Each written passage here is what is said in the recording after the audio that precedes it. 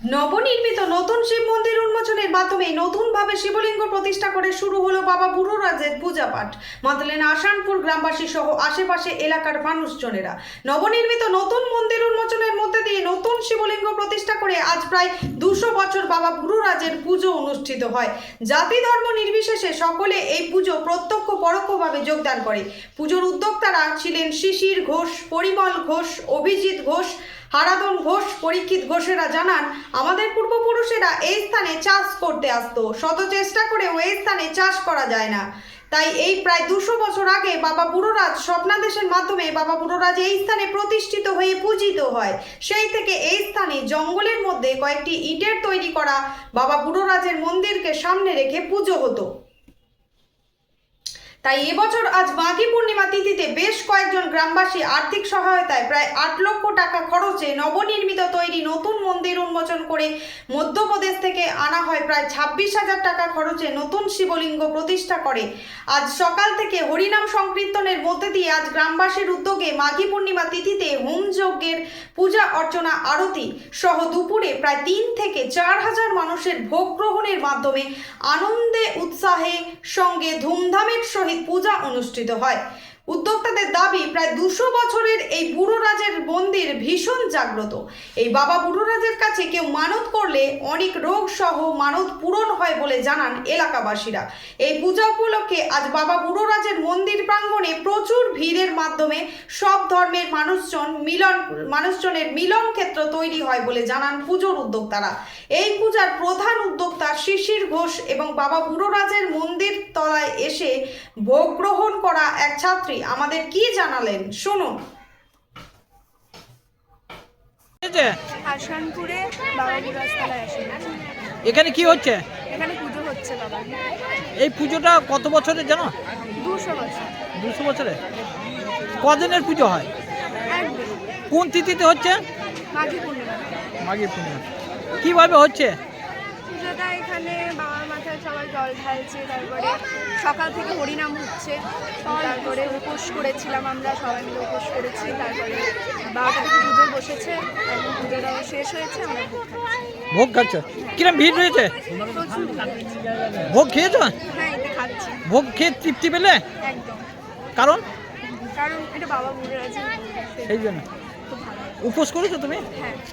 ঠাকুরের কাছে কি মনস্কামনা করলে?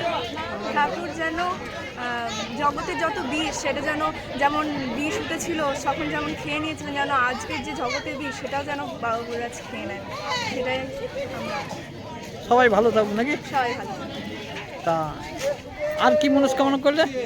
আর কিছু না। এটা কি নাম তোমার? আমার নাম জ্যোতিপ্রভা ঘোষ। বাড়ি বাড়ি আসানপুর। হচ্ছে আজকে আসানপুরের মাঠে, অর্থাৎ সোনাডাঙ্গা আসানপুরের মধ্যস্থলে আজকে বাবা বুড়োরাজের মন্দির স্থাপনা করে শিবলিঙ্গ প্রতিষ্ঠা করে আজকে পূর্ণিমায় পুজো হলো। আচ্ছা, এই পুজোটা এখানে হতো আগে? হ্যাঁ, আগে হয়েছে, এত ধুমধাম করে হয়নি, আস্তে আস্তে এটা নতুনভাবে মাত্রা পাচ্ছে। কত বছরের পুজো এটা? এটা 200 বছরের বেশি, এরকম আমরা শুনেছি। আচ্ছা, এই মন্দিরটা মানে কিভাবে তৈরি হলো, কাদের সাহায্যে? মানুষের সাহায্যে, এলাকার মানুষের সাহায্যে। কত টাকার পরিমাণে? কত টাকার পরিমাণে? 8 লক্ষ টাকার পরিমাণ। আবার এখানের একটা আমাদের বৈশিষ্ট্য আছে, এই যে দেখছেন ঘেরা আছে, পাশের গ্রাম মুসলিম ভাই আমাদের, তার কাছে চাবি থাকে। এই যে জলের ব্যবস্থা আছে, সে সকালবেলা এসে চাবি খুলে দেয় মন্দিরের, এবং মানুষ এসে এখানে মন্দির দর্শন করে। আমাদের হিন্দু মুসলমানের সমন্বয়ে আজকে এই মন্দির স্থাপন এইভাবে চলছে, তারাও এটাকে গার্ড করে।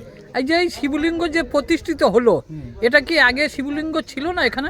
শিবলিঙ্গ দাদুরা করেছিল, একটা ইট পাথর দিয়ে তৈরি করেছিল, তারপরে শিবলিঙ্গ নিয়ে এসে করা হয়েছিল। এরপরে আমাদেরই এক ভাইপো ডাক্তার, সে মধ্যপ্রদেশ থেকে নতুনভাবে শিব পাথর নিয়ে এসে এখানে পুজো হলো। এই মূর্তিটা কিসের? শিবের? নর্মদা শিবের, মানে কোষ্ঠী পাথরে? কোষ্ঠী পাথরে। এর মূল্য কিরম আছে আনুমানিক? 24,000 টাকা। 24,000। আচ্ছা, এই পুজোটা কিভাবে সৃষ্টি হয়েছিল? সৃষ্টি হয়েছিল বলতে আমরা দাদুদের মুখে শুনেছি, আমরা তো খুব শিশু তখন, বাবাদের মুখে এটা শোনা, যে এইখানে আমাদের যে আশপাশ জমিগুলো দেখছেন আমাদের গ্রামের জমি ছিল। এখানে যখন মোষের গরুর নাঙল নিয়ে চষতে আসতো তখন ওই মা মনসা যে আমরা বলি, বাবা বুড়োরাজ যে যাকে বলি, ওই নাঙলের সামনে ফোনা তুলে দাঁড়াতো, চলতে দিত না। তারপরে ওরা মনে মনে ভেবেছিল, স্বপ্ন দিয়েছিল যে আমার এখানে স্থাপনা করে দে। তারপরে ওই ছোট্ট একটা স্থাপনা করার পর আস্তে আস্তে এই মন্দিরে আজকে বিরাট আকার ধারণ করেছে। এই স্বপ্না দোষেই এটা হয়েছে মানে। তা এই পুজোটা তাহলে 200 বছরে, হ্যাঁ। কদিনের পুজো এটা? কদিনের, এই তো আজকে পূর্ণিমা হয়ে গেল, আবার সামনে হোলি যে আছে, পূর্ণিমায় পুজো হবে।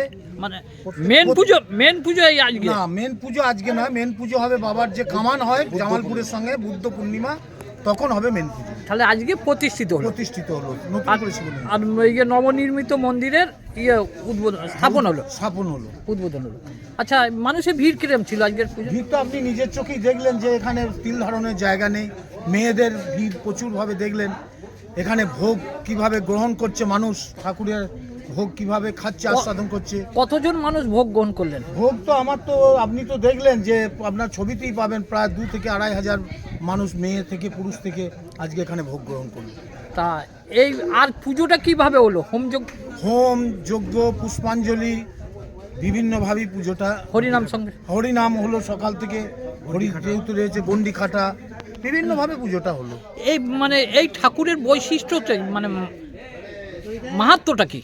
মাহাত্ম্য তো বললাম আপনাকে যে ঠাকুরের কোনো রোগ হলে কি কোনো রোগ হলে এখান থেকে দেখতে পাচ্ছেন যে অনেকে ইট বেঁধেছে, যে মানত করলে তার পূর্ণ হয়, আশা পূর্ণ হয়। সেই জন্য তো মানুষ এগুলো দিয়েছে।